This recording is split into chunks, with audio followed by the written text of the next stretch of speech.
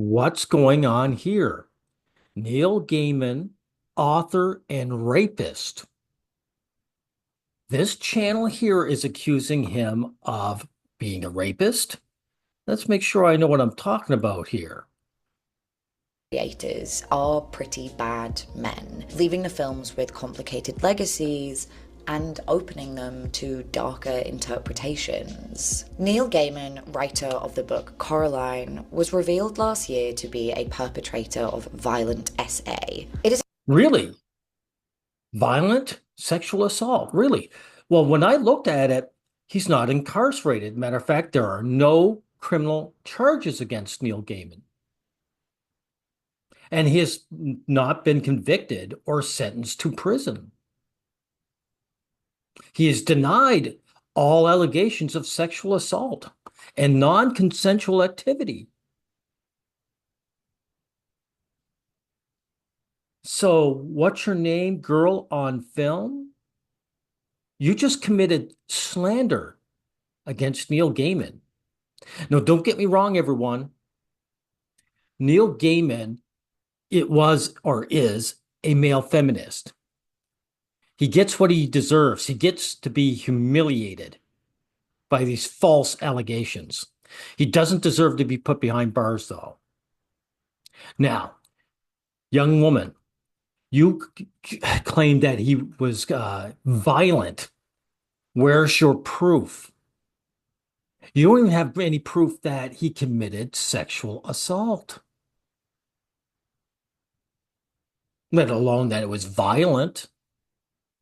So what I did, everyone, is I went down there and I reported her video.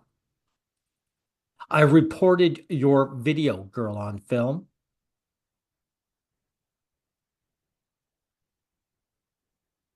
Now, everyone, every guy who has self-respect will be doing the same.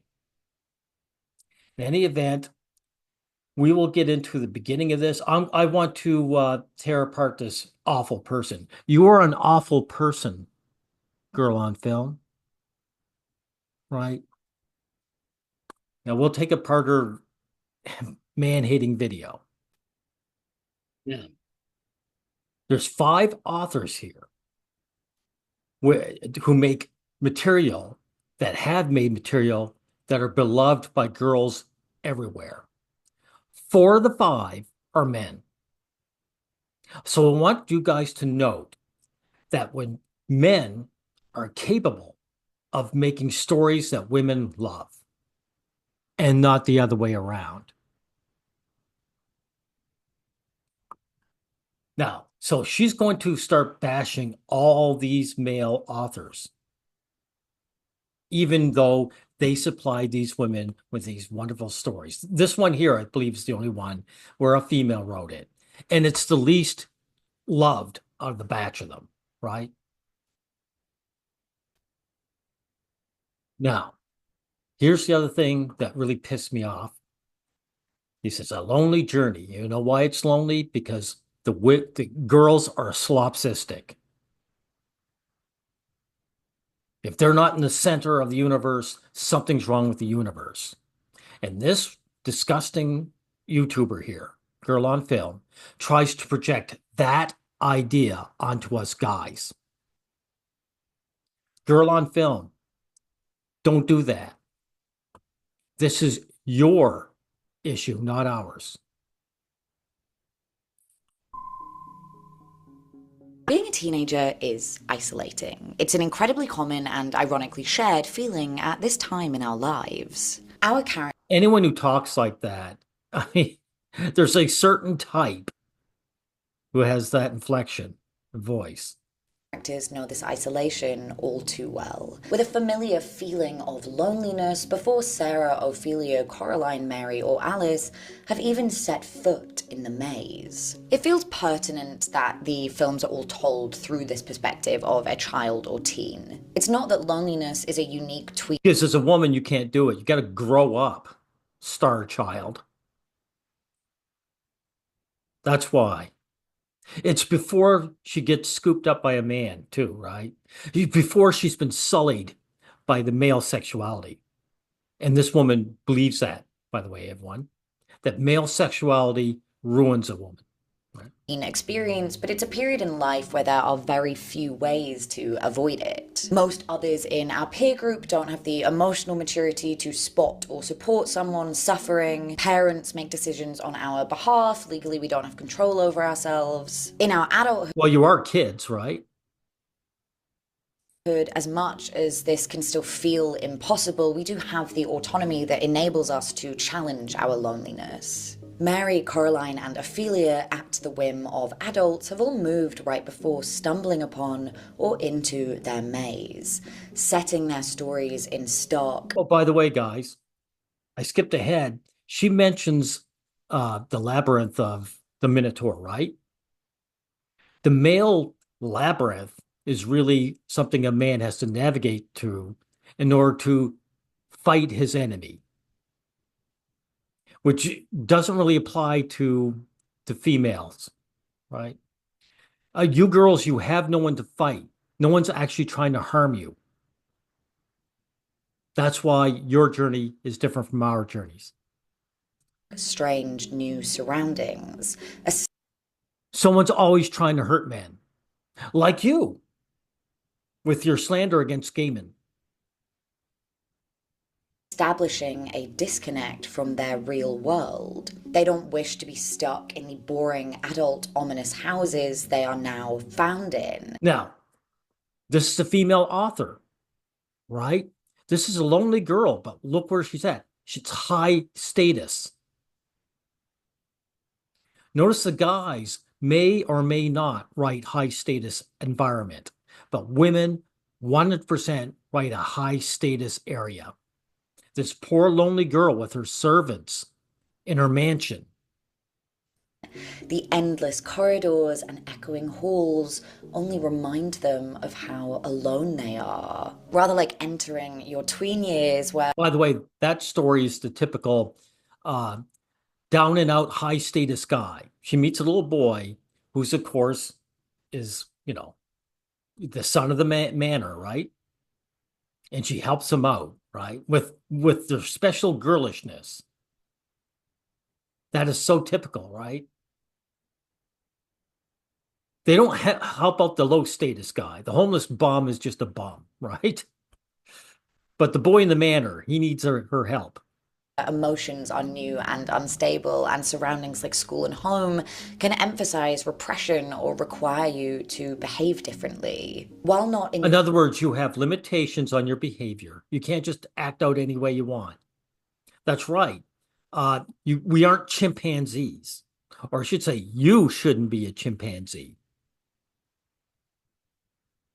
Everyone has limitations, even children, on our behavior for good reasons. new physical spaces, Alice and Sarah are bound to new regiments too. To be an adult, a babysitter, a lady, but within they still see themselves as children. There is no familiarity in Yeah, growing up blows. That's a fact. these new roles and these new homes. There is also a distinct lack of adult supervision. There is also a distinct lack of adult supervision, with the child protagonists having evasive parents or no parents at all. Yeah, they need that for the story, right? If they had adults stopping them from doing what they do, there'd be no story, right? For many people, the teenage years are the first time we're allowed to do things Now, Del Toro made this. It's a great show. And because he's a man, he did introduce a villain. But if the reason why it's so popular amongst girls, because the villain is a man that the girl knows. Girls are all about their inner circle, right? In this case, her stepfather. This is so typical of female writing, even though Del Toro is the one who did it, right? But again, that's why it appeals to women. on our own. While some of our protagonists are literal children, the absence of parents create a circumstance comparable to the independence of one's early teens, both in that it's when we are set loose in the world and when we are made responsible for ourselves. More high status, right? The Labyrinth, it's so tough for this girl. She's got this sexy, gorgeous guy wanting to bang her and give her the life of a princess. That's why it appeals to you girls so much.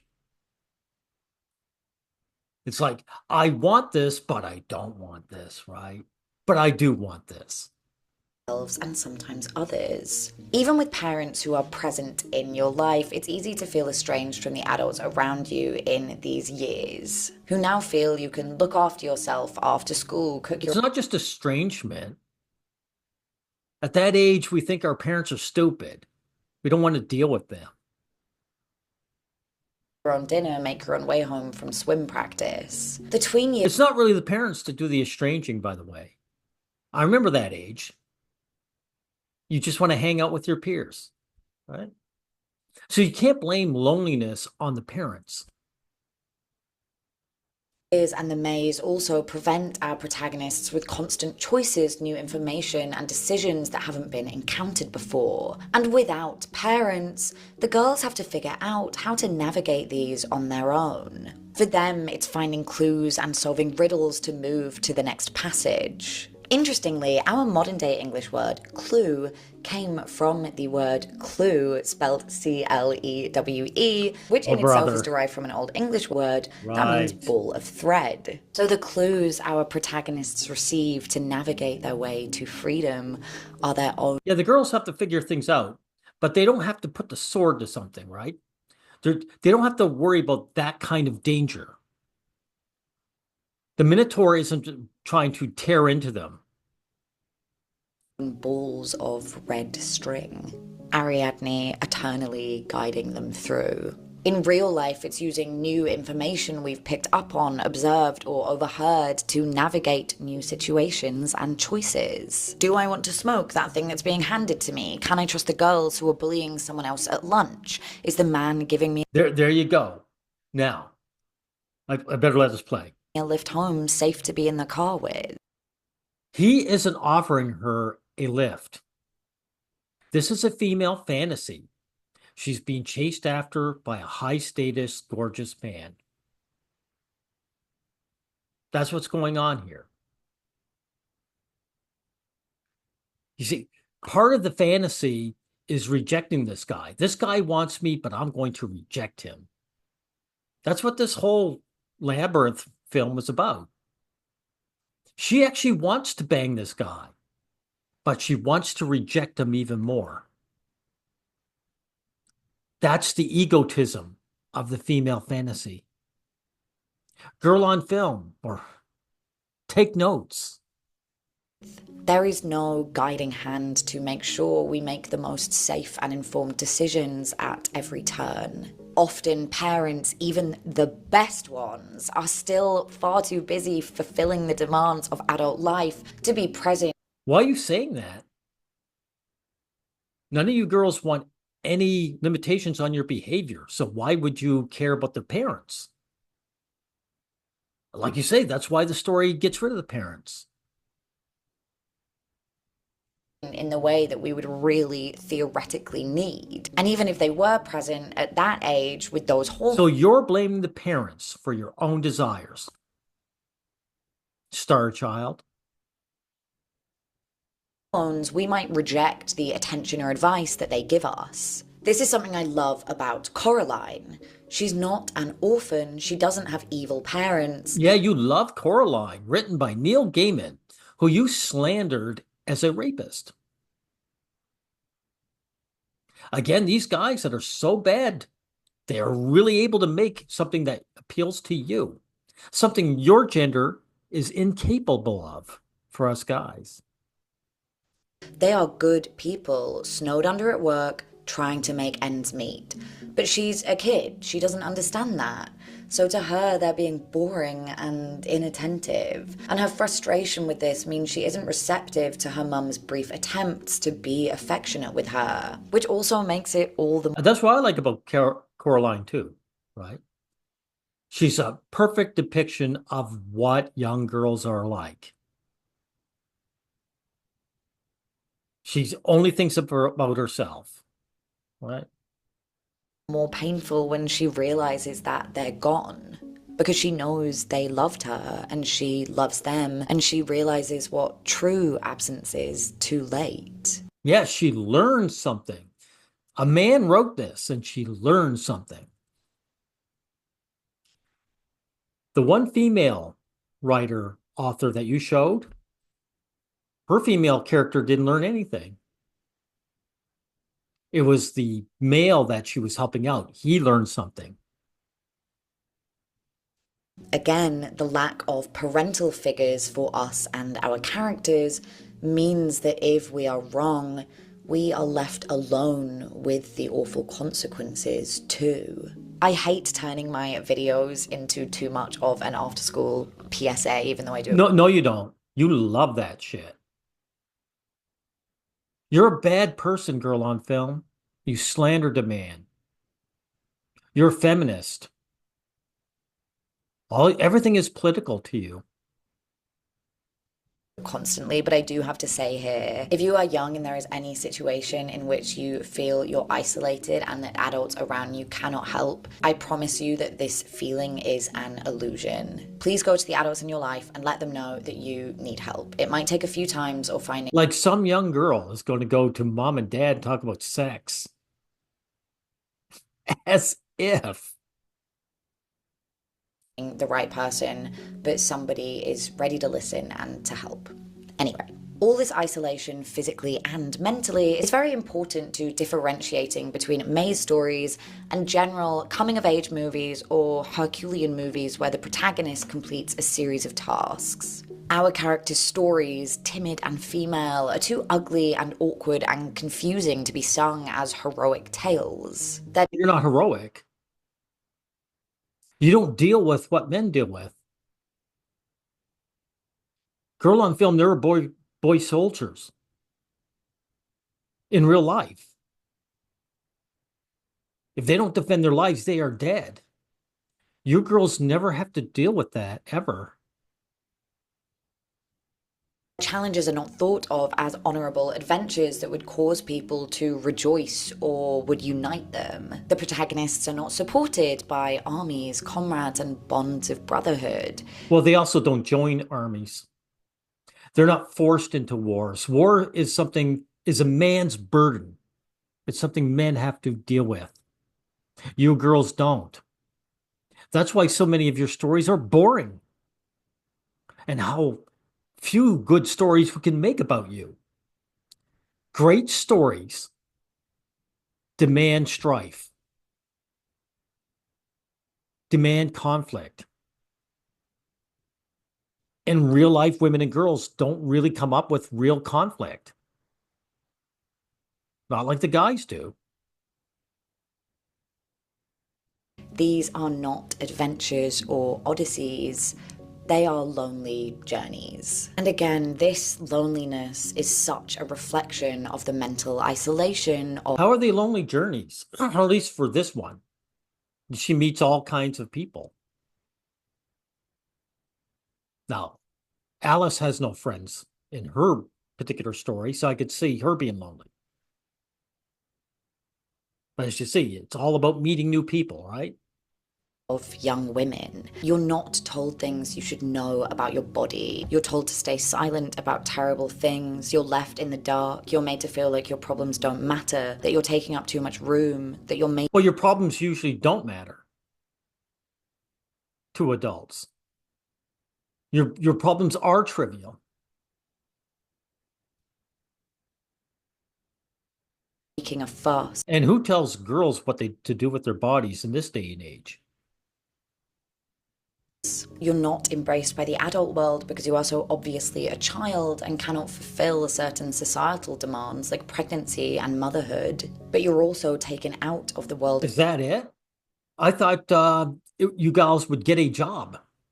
I thought you'd get a career. Why are you making that claim, that false claim, when women have careers? So this is the false victimhood narrative, guys, that awful people like Girl on Film espouse. children and saddled with new expectations to be ladylike and well behaved and to know better. But when we walk that alone, how can we know? Girlhood could be or should be this uniting, beautiful thing, but we don't prepare or support young women for the horrors to come. There is What horrors do you put up with? Like, these are fictional tales. Del Toro actually put this girl in a real horrific position. It wouldn't matter what her gender was, though, either. If she was a little boy, she'd still be in the same peril. So your assertion is just flat out wrong. so much bizarre secrecy about the journey to womanhood and what it contains. There is no journey. Boys get hazed and then say you're a man. You know, they put boys through suffering. You girls have your period, and then they say you're a woman now. Come on. There is no journey there. And that brings us to the next section. And that brings us to. I've been working on it. Do you think it's better? And that brings us to the next section. Secrecy. For all God. 5 of our characters, their daily lives and the disconnect they feel from their real worlds primes them to be seduced by their maze. Ophelia is an innocent, fairy tale obsessed child who suddenly finds herself in a violent, unkind world. Mary is oppressed by She's the only one that counts. I should say the only one. Coraline, too. Not this girl. This girl, nothing's going on with her. the dark halls of Misselthwaite Manor, where every door is locked to her. Coraline wishes for parents who would pay her more attention. Alice, a sharp and curious thing, finds the endless summer ahead. Okay, I correct myself. Actually, most of them are in some kind of peril.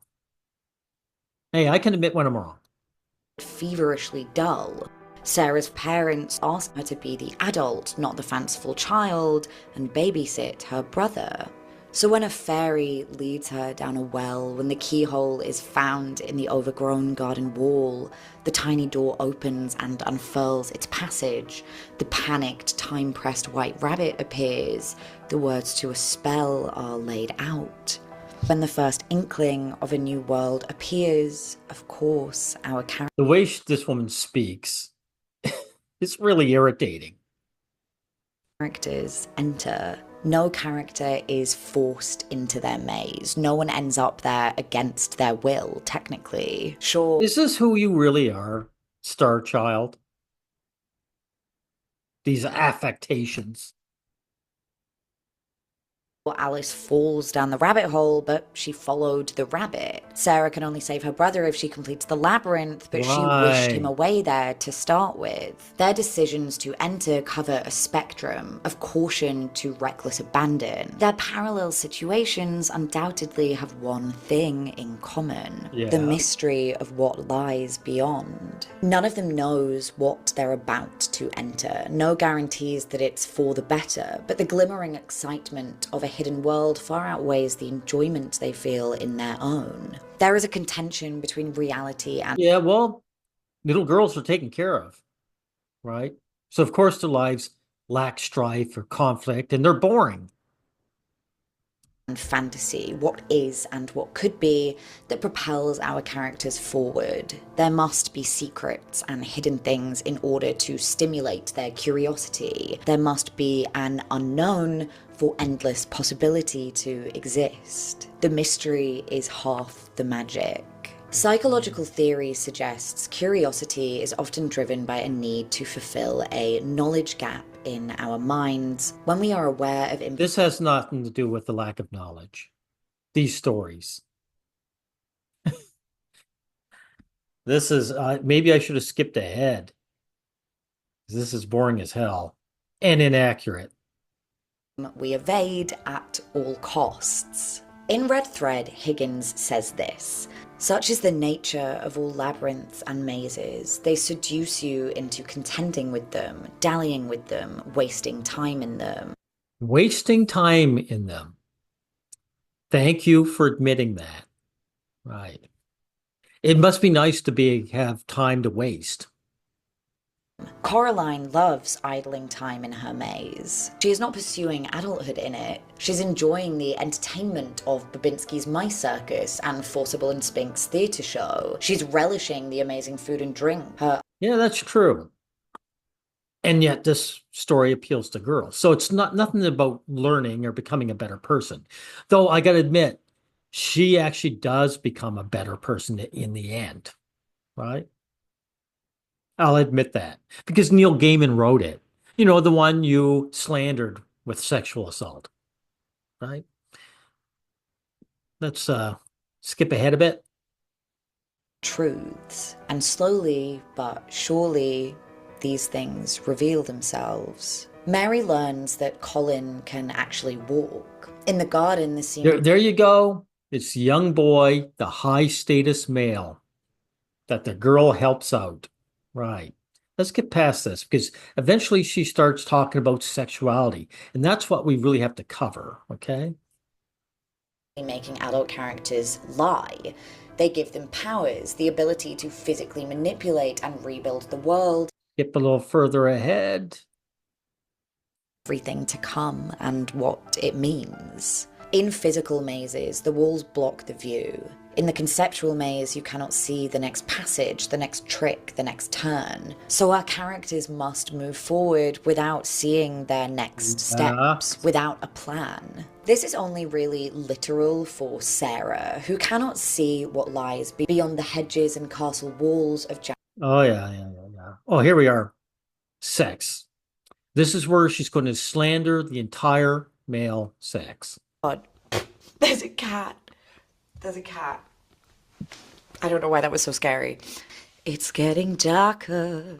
I will not be enveloped by the darkness. I will not be consumed by the darkness. Moving on. As established, our protagonists are children and teens, and this immediately creates a sense that the maze of life is exploring life in childhood and teen years. And it's in these years that most people are introduced to sex. Unlike you, I can say it, sex. You know why? Because my channel isn't about money, and yours is. Yeah, I may not get as many views, and I won't get paid, but I can say the word sex. Conceptually or personally, I will be saying segs for the rest of this section. I would rather not self-censor like that, but it is unfortunately necessarily on YouTube, or this is going to get banned. It's not going to get banned. You even say, look, immediately says sex on it. It's not going to get banned. You've got a big channel. You know, YouTube will support a misandrist like you. Sex is not an outright theme in these films, to be clear, but by the nature of the age group and adult deceptions, there is a relevant comparison to sexual awakening and being taken advantage of. A scene in No, not taken advantage of. Dealing with your own fantasies. Girls and women have rape fantasies. That's a fact. That's a known fact. So you are indulging in your own fantasies and then painting the male gender as evil. That's pretty disgusting. Labyrinth sees Ophelia undress and crawl into the hollow of a noticeably uterine tree. Within, she encounters a giant horned toad, rotting the tree from within, who slaps at her with his overgrown tongue. Eventually, she emerges, shaken and muddied, having obtained a key to see her dress and socks. So this is basically saying this is a sexual encounter in Del Toro's film. And she's muddied and dirtied by the male sex. Sex with men is gross. But she got something from it. She got a key, right? So if you're going to push this narrative, What you're essentially saying is this young girl was willing to engage in sex to get something. She was willing to engage in prostitution. Fallen to the ground and been ruined. Likewise, in There Labyrinth, you go, fallen to the ground and ruined, right? You see men and boys as so subhuman that sex with us dirties you, right?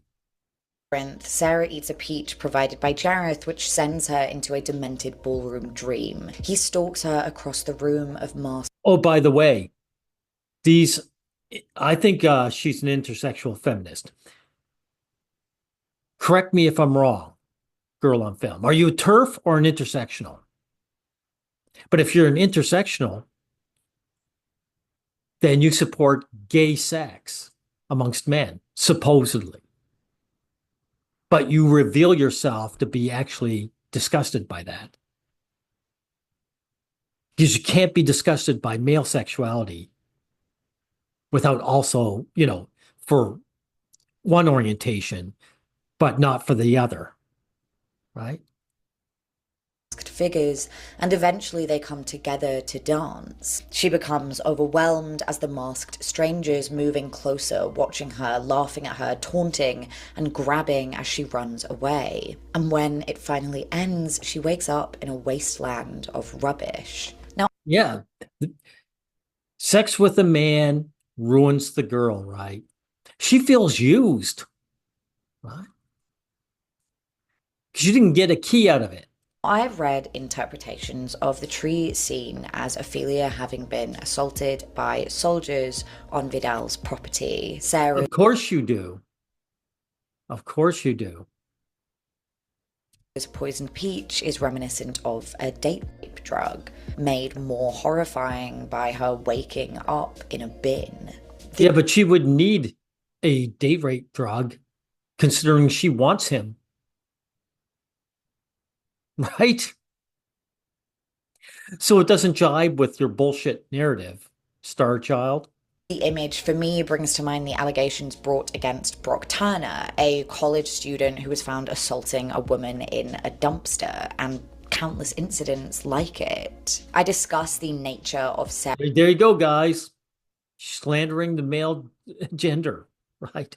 and Jareth's relationship far more in depth in my Labyrinth video, so I would encourage you to check that out. Of course, within the movies, they are not outright scenes of SA, but they hint at They're not scenes of SA, period, of sexual assault. much darker scenarios. And this has resonated with female viewers because of how common There's nothing to suggest she was raped by soldiers. Nothing. This is you projecting your desire onto the film.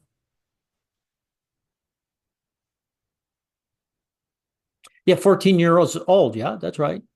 That's the age guys and girls become interested in sex. That's true. And that's why she has this fantasy of this gorgeous, high status male obsessed with her, right? He's bypassing all other girls just for her, right? Nothing's solipsistic about that. those experiences are. What I find most interesting here, if you go down the route of interpreting these scenes this way, is that the curious nature of the characters. I don't find it interesting. I find it disgusting because I'm not a sexist. But of course, you would interpret it like this, right? Perhaps intentionally or unintentionally, adds incredible complexity. They walk into Really, it's complex. What's so complex about you being horny for an older guy? these situations, tentatively and naively, but consciously. This becomes very touchy territory, but in the Once Upon a VHS podcast episode, I guess It's not touchy, it's just straightforward. You just don't want to admit your own desires. on about Neil Jordan and Angela Carter's The Company of Wolves, I'm mused that women inherently contend with temptation to embrace their desires while also fearing them, which is very much a theme of that. Not fearing them, being disgusted by it, right? You want to bang guys, but you have contempt for us. I mean, that's why you showed those girls. One was all muddied, the other one was in the trash, right? Sex with men dirties you. So it's not a fear, it's disgust. Film. Its protagonist Sarah is eager to walk alone in the dark and frightening forest despite This was a sex positive film. The author was a feminist, but she was sex positive. Guys, I don't know if you've ever seen this film. I have. It's all about guys turning into wolves and having their way with these girls. It's a sex fantasy. constant warnings and being told stories of All the guys are werewolves too, right? No nice guys. Those make girls puke. That includes Star Child here. wolves ripping women apart. It happened to her own sister. She knows it's possible that she'll be harmed in the woods, but the story is Girls love serial killers. Girl on film, Manson, who's 81, got married to a woman who was 29. She was beautiful too. Girls love violent men. fascinate her, and she does everything she can to make sure she gets to journey into the woods on her own. That's why if Neil Gaiman was actually guilty of violent sexual assault on some girl, she would be wanting to marry him. The character of Jareth in Labyrinth represents a similar dichotomy, frightening yet still so enchanting, despite his constant threats to Sarah. Both He's a bad boy. Yeah, that's right. A wealthy bad boy who's in charge of armies. The ultimate turn on. Well, actually, the ultimate turn on is Sarah here rejecting him. Right. Being obsessed by the best and then rejecting. Right. It's the it's the ultimate orgasm for you girls. films featured obsessive older men portrayed in a similar way. Flirtatious, pretty, interesting. Well, the guys aren't necessarily obsessed. They just want to bang the girls. You claim they're obsessed. But from my point of view, especially in this film, guy just wants to bang her. A little feminine, perhaps to appeal to a younger woman, falling back on their own supposed innocence and weakness, manipulating the girl into believing that he is at her whim. Well, he wants to seduce her, right? Guys do what it takes to get laid. What can I say? I can't help it. Guys have to lie. If you girls were actually interested, men were honest with guys and just came up and said, I find David Bowie, I find you really hot and sexy, and I want to spread my legs for you, it would work out fine, but it doesn't work that way. So the guy has to seduce, he has to lie. Tempting her to take him up on his nefarious offers. And it's a successful temptation to a degree, more than a morbid curiosity, because women still have their own desires. So sex is a morbid curiosity to you, right? So you're sex negative. Gotcha. Without being too on the nose here on YouTube, they have fantasies and physical needs that they begin uncovering in the woods. Hey, thanks you for admitting that. But you hate admitting that, don't you? Don't you, Star Child?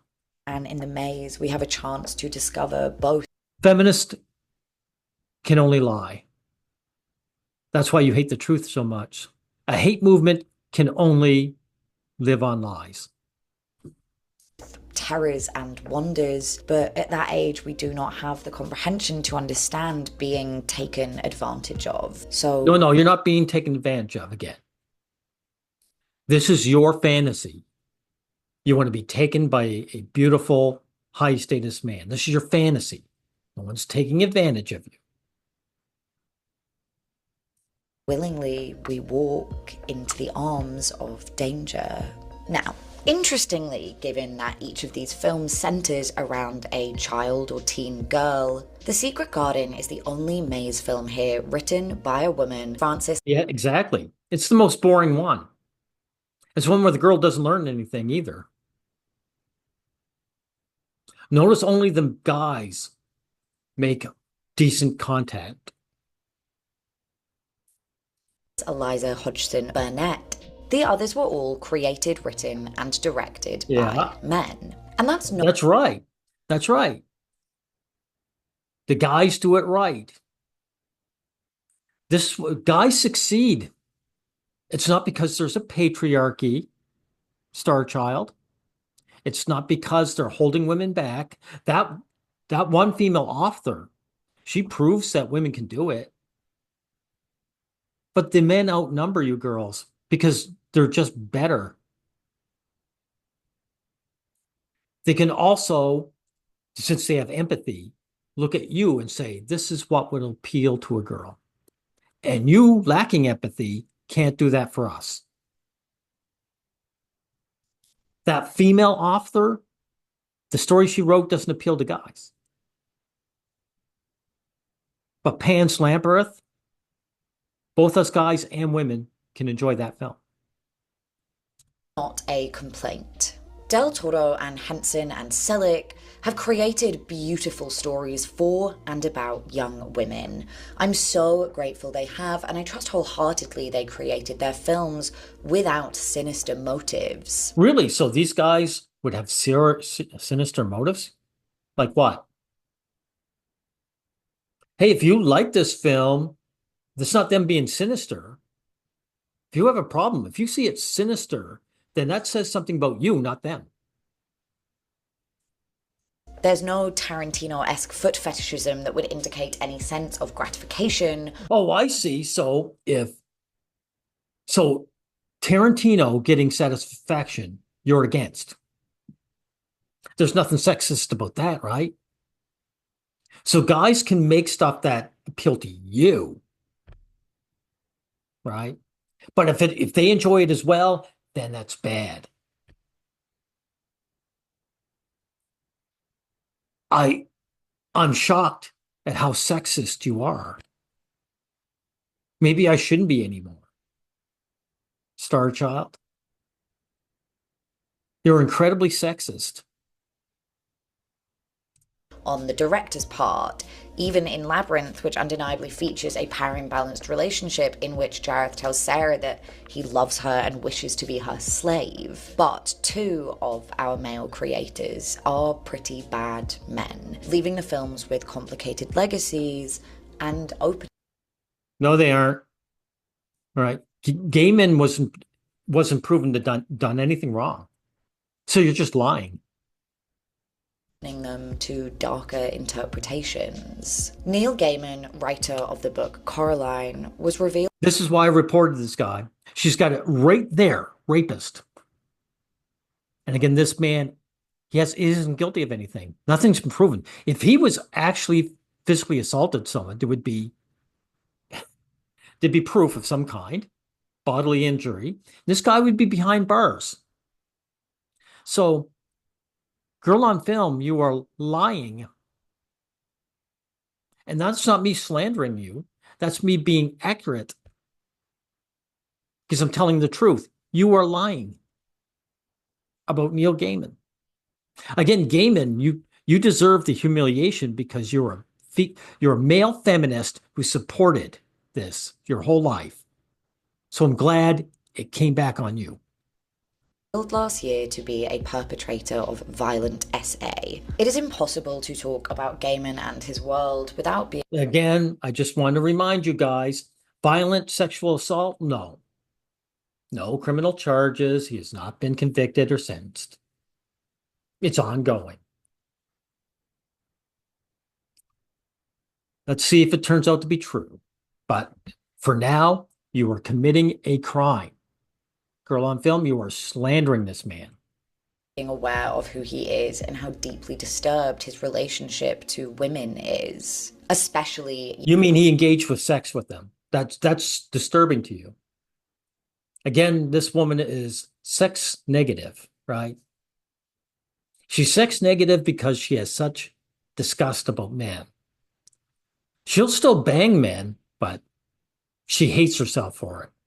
young women as his victims were his own students and babysitters. I don't see his book, which was inspired by his precocious daughter, or the subsequent film as containing any sexual undertones at all. But his crimes Maybe because he isn't guilty of anything. He hasn't committed any crimes. You're doing it again. as a man trusted and loved by so many women who created this story that so many women connected to become another awful secret hidden in a maze. Yeah, it's not a secret though. He's saying he's not guilty of anything, and no one's proven him lying either. No one's proven anything. You're just lying your ass off.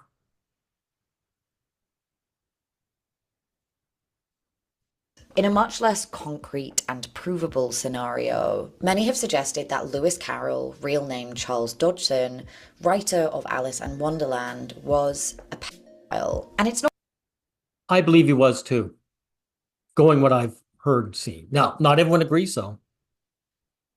They've had debates over this. However, from what I understand, he's never touched this girl. So he hasn't committed any crime. So there's no reason to even bring it up other than to dirty his reputation, right? not just a matter of moral panic or modern society demonizing him, as some claim. There is some Yeah, you're demonizing him. compelling evidence. Unfortunately, my camera just died, and if I wait for it to charge, it will be dark by the time I start filming again, so I figured it is better to keep going. Sorry that this is now really shitty quality. Alice Well, your whole video is shitty quality, so it doesn't really matter. was a real girl with whom he arguably had an unhealthy obsession with. He wrote the Alice books for her, spent much time with her alone, and is documented to have taken nude pictures of her and other Now, this one, I agree with you. I think he was obsessed with her, right? children. The 1985 film Dream Child But as far as I know, no one has ever said he touched these girls, right? He did commit any sexual assault. explores this relationship with the real Alice Liddell without directly accusing Dodgson of sexual crimes or desires for children, but hinting at it by way of Ian Holmes' heartbreaking performance. Some academics fervently argue that he was a pedophile, while others see an innocent love of the arts and children. Those who Yeah, like there's a debate, right? So there's really nothing for you to say then. This is just an exercising and destroying a man's reputation. reject the notion of his desires counter that he was a hobby photographer and that he photographed many adults. Also, there is also an acknowledged difference in how we regard child nudity now versus the Victorian era. Biographer Jenny Wolfe explains in an article for Smithsonian Magazine that displaying nude photographs of children was not shocking in Dodgson's time. She says, Victorians saw childhood as a state of grace. Even nude photographs of children were considered Enough of this. Skip ahead. Now, I believe this is the part that she slanders us guys, right? Right. She tries to project female nature onto us.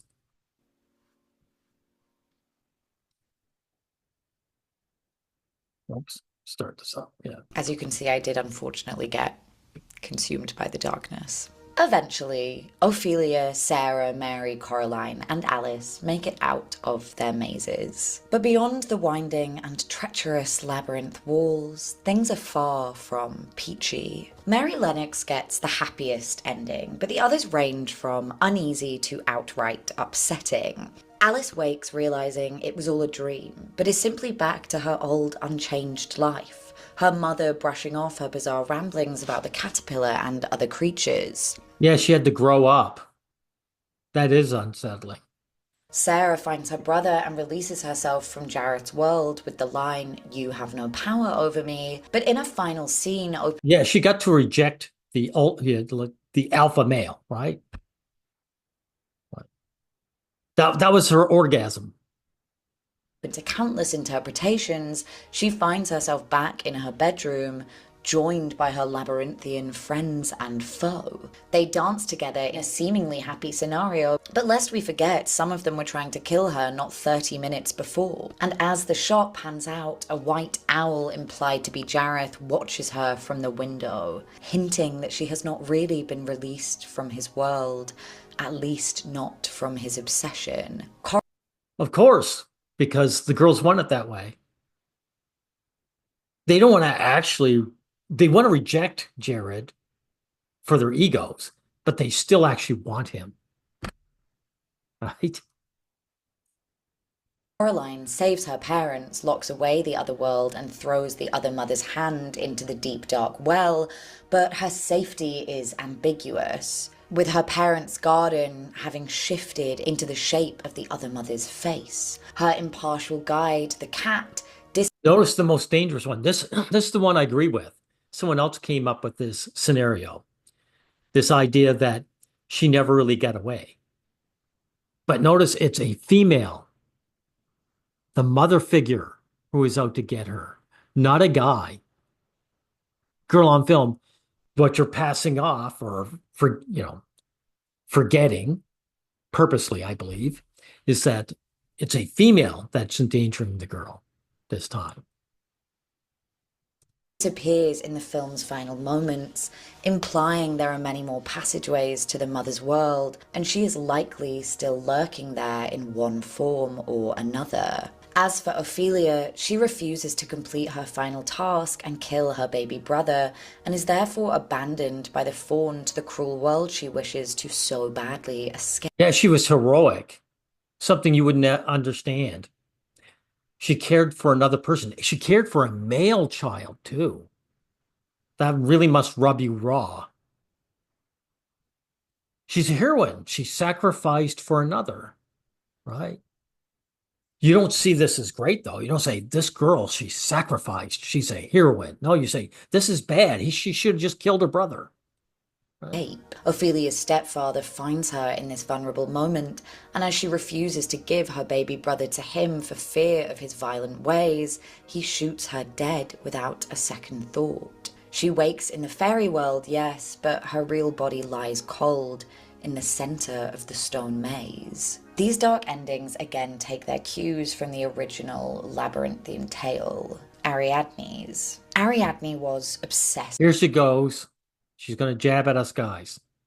With Theseus. She entered the maze due to her desire for him and her desire to find freedom beyond Knossos. She kills her own brother for Theseus, and at first it all seems worth it as she escapes with him and they finally lie together on the shores of Naxos. But then, after her innocence has been taken advantage of and spent... So she had sex with this guy?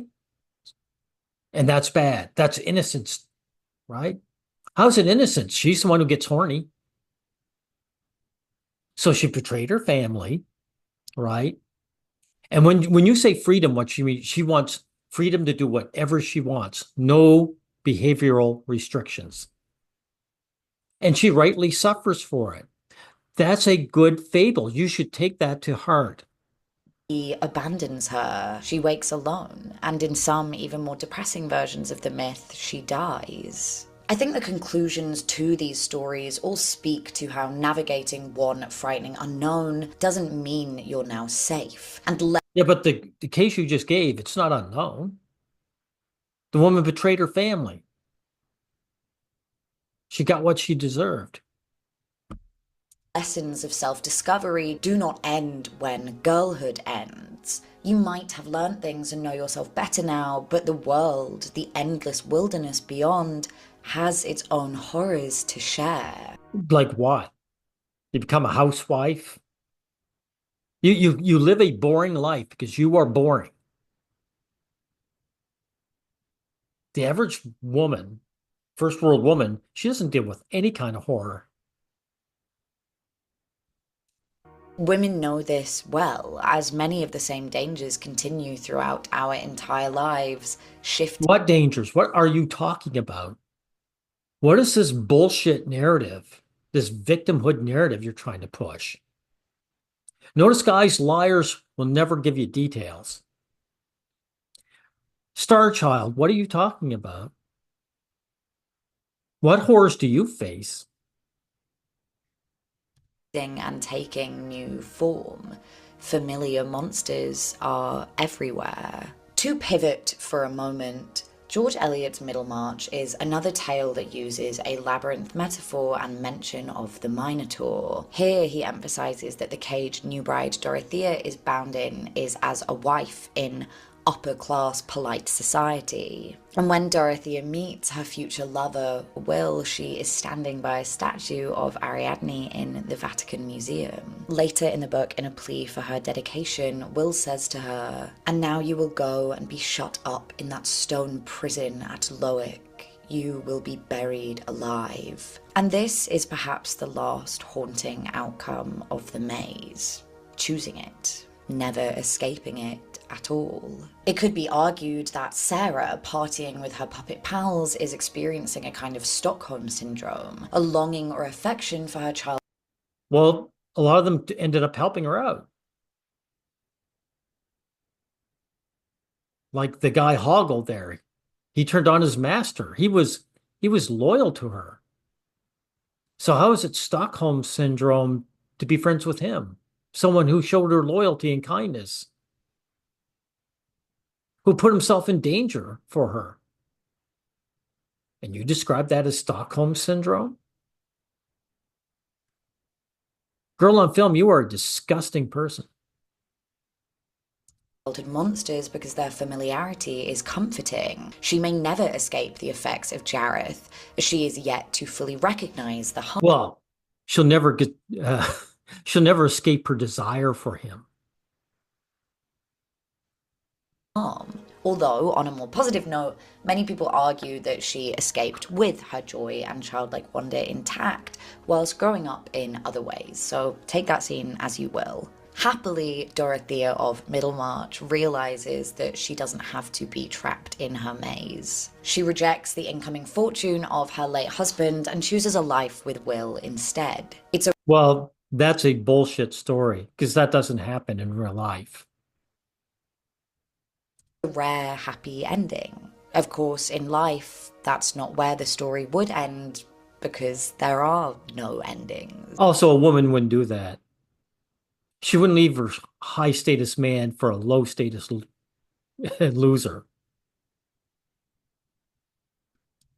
Perhaps you never escape and remain caged. Perhaps you simply enter another. Or perhaps the wilderness beyond provides new challenges and hardships. Interestingly, when it comes to men and mazes in fiction and film, Here she goes, guys.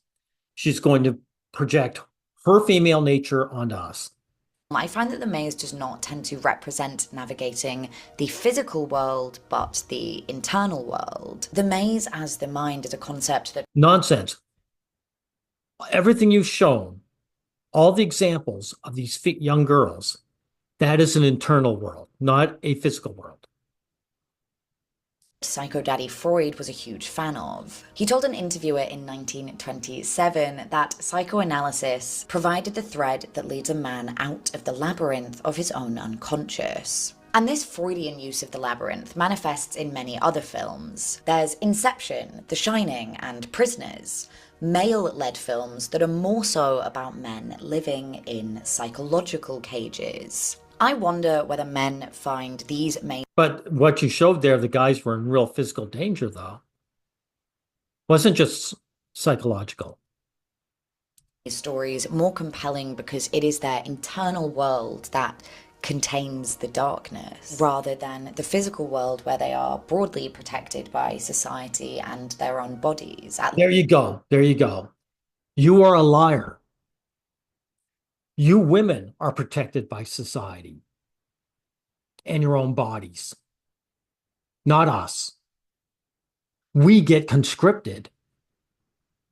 We get child support. Our bodies are locked away and are under continual attack. You are a liar. Girl on film, you were a liar. How dare you try to place your bad attributes onto us? Least in comparison to women. Men are so encouraged in the misogynistic society we live in not to be Shut your mouth, you misandrist. You should be conscripted. Then you'll have something to cry about. vulnerable and talk about their feelings, and therefore their minds become this difficult space to navigate, filled. Okay, you're disgusting. And I'm going to end it here. I've torn it down. You don't belong in YouTube. You are just a bad person. You're a sexist and you're a slanderer.